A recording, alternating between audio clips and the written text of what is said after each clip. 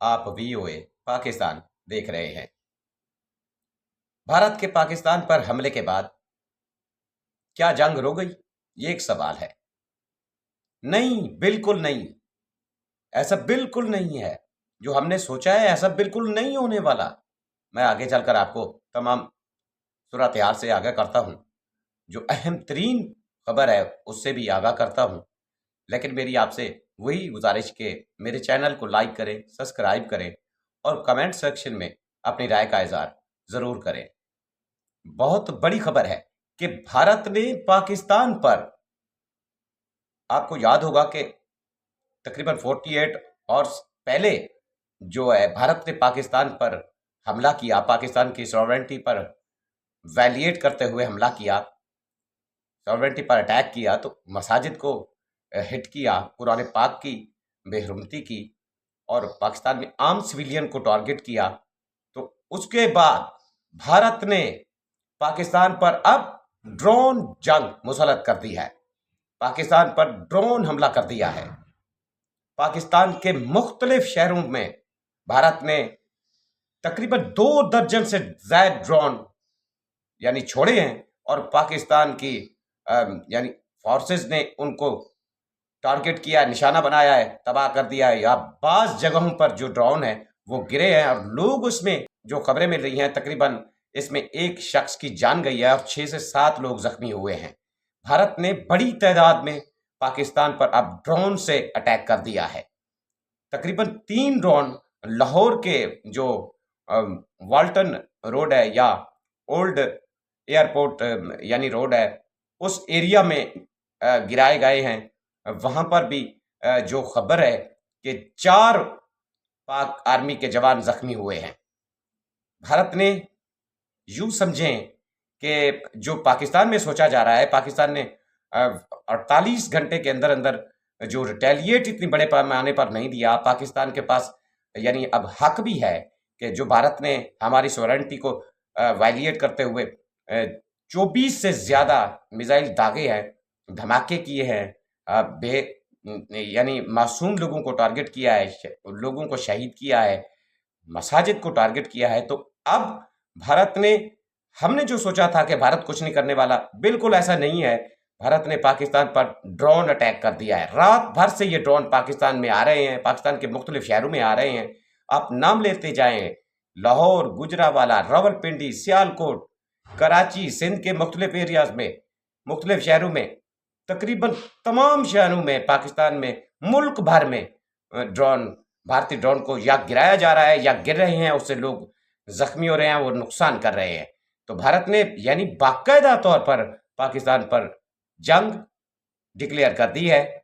जो हमने पॉलिसी अपनाई है कि हम पीछे हटें, ऐसा बिल्कुल होने वाला नहीं है। हमें आगे जाकर जो है इसका रिटेलिएट करना था, लेकिन क्या हमसे गलती हुई है? हमने बयानात और इलामात में ये तमाम चीज़ें की हैं कि हम भारत को जवाब देंगे, लेकिन अब तक जो सूरत हाल है कि भारत बिल्कुल अपनी दरअंदाजी से पीछे हटा नहीं है और उसने पाकिस्तान पर दोबारा ड्रोन हमला कर दिया है। पाकिस्तान के मुख्तलिफ शहरों में भारतीय ड्रोन या मार गिराए गए हैं या अभी तक जो है वो फिजा में मौजूद हैं। जो मेन खबर है कि वो पाकिस्तान में अब तक जो ड्रोन गिराए गए हैं उनकी तादाद 22 है। आप अंदाजा करें। तो अब जो आपको बहुत बड़ी खबर देने वाला हूं कि इन ड्रोन के खतरात के पेश नजर कि रावलपिंडी में ड्रोन मार गिराया गया है, तो अब पाकिस्तान में जो पीएसएल हो रहा है उसका मैच जो है वो कराची मुंतकिल किए जा रहे हैं। ये बहुत बड़ी खबर है कि जो ड्रोन भारत ने भेजे हैं पाकिस्तान में, जो दरअंदाजी किया भारत ने, उसके पेश नजर, उसके खदशात के पेश नजर पाकिस्तान में जो पीएसएल के मैच पिंडी में होने थे, पिंडी स्टेडियम में होने थे, तो वो मैच जो है अब कराची मुंतकिल किए जा रहे हैं। ये बहुत बड़ी ब्रेकिंग न्यूज़ है। आपको मैं बताता चलूं कि ये जो ड्रोन के टुकड़े अब हमारे सिक्योरिटी एजेंसी के हाथ में आ रहे हैं, तो ये इसराइली ड्रोन हैं। ये वही ड्रोन है जिन्होंने याह्या सिंवार को लिबनान में अटैक किया। तो भारत को मुकम्मल तौर पर अब इसराइल हर चीज अवेल कर रहा है।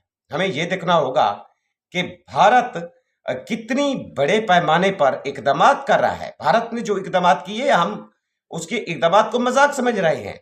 भारत ने रात दिन ब्लैकआउट किया हुआ है, सायरन बजा रहे हैं, क्योंकि उनके पास शेल्टर नहीं है।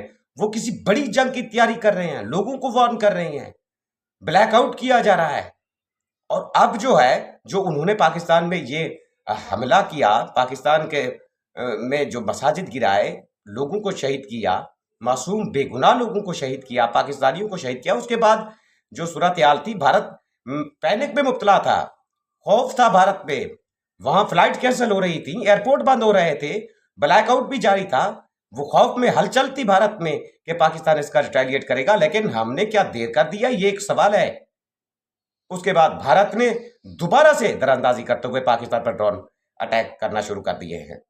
ये इजरायली ड्रोन याह्या सवार को, जिन्होंने लिबनान में अटैक किया, सबसे पहले ड्रोन जो है वो लिबनान के पास थे, और उन्होंने जो इन ड्रोन को भेजकर इसराइल में, आपको याद होगा नेतन्याहू के जो इलाका है, कमरे हैं या रिहायश है या दफातर हैं, उनकी मॉनिटर करने के लिए लिबनान ने छोड़े थे।